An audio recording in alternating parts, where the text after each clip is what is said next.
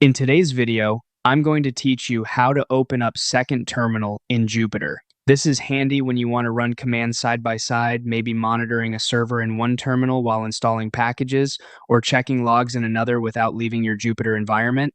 First, open Jupyter in your browser so you're on the main Jupyter interface, often called JupyterLab. Give it a moment to load. Along the top, you'll see the standard menu bar. That's where we'll start. Move to File in the top menu, then hover over New to expand the options. Click Terminal. Jupyter will open a fresh system shell in a new tab in the main work area. You'll know it's ready when you see a prompt waiting for your command. This terminal behaves like a regular shell, starting in your current working directory, so it's perfect for quick commands, environment management, or running scripts alongside your notebooks. With the first terminal open, let's add a second one the exact same way.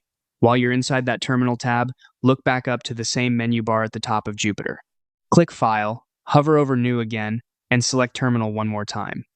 Jupyter will create another terminal tab right next to the first. Now you have two independent terminals running in the same project space.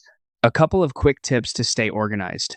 You can drag the tabs to split the view and keep both terminals visible at once, which is great for monitoring and multitasking. If you right-click a tab, you can rename it to something meaningful, like Server or Installs, so you don't mix them up.